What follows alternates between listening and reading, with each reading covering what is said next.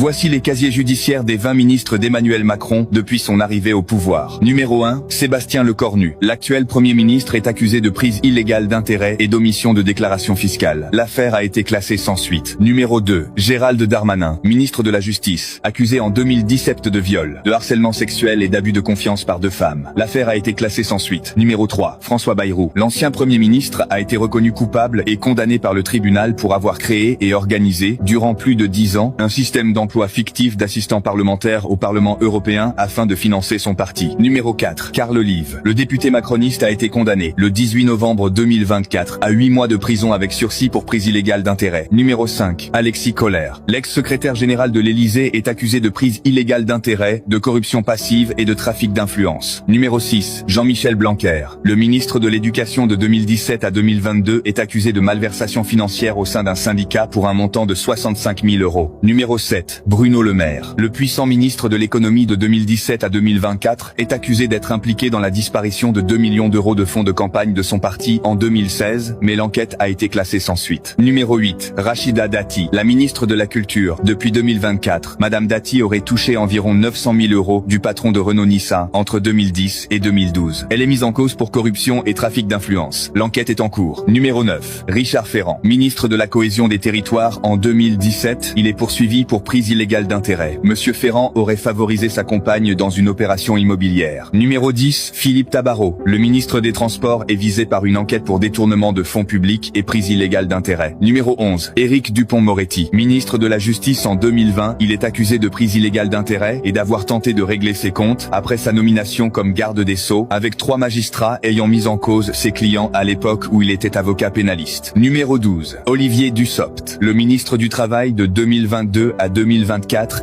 est accusé de corruption et de prise illégale d'intérêts dans un marché public. Monsieur Dussopt aurait tenté de manipuler un appel d'offres public sur la gestion de l'eau de la commune. Numéro 13, Agnès Firmin Le Bodo. La ministre de la Santé de 2023 à 2024 est accusée d'avoir reçu des cadeaux de luxe de laboratoires pharmaceutiques. Numéro 14, Damien Abad. Ministre des Solidarités en 2022, Monsieur Abad est accusé par 3 femmes de viol et de tentative de viol en 2017, pour des faits remontant entre 2010 et 2011. Numéro 15, Caroline Cayeux. Ministre déléguée en 2022, Madame Cayeux est accusée de fraude fiscale et de déclarations mensongères sur son patrimoine. Numéro 16, Agnès Buzyn. Ministre de la Santé de 2017 à 2020, Madame Buzyn est accusée de mise en danger de la vie d'autrui pour sa gestion chaotique du Covid-19. Numéro 17, Muriel Pénicaud. Ministre du Travail de 2017 à 2020, Madame Pénicaud est accusée de favoritisme pour un contrat de 300 000 € signé sans appel d'offres préalable, alors que celui-ci est obligatoire pour l'attribution de marchés publics d'un tel montant. Numéro 18, Jean-Paul Delevoye. Haut commissaire aux retraites de 2017 à 2019, il a été condamné pour conflit d'intérêts, fraude fiscale et abus de confiance à 4 mois de prison avec sursis et 15 000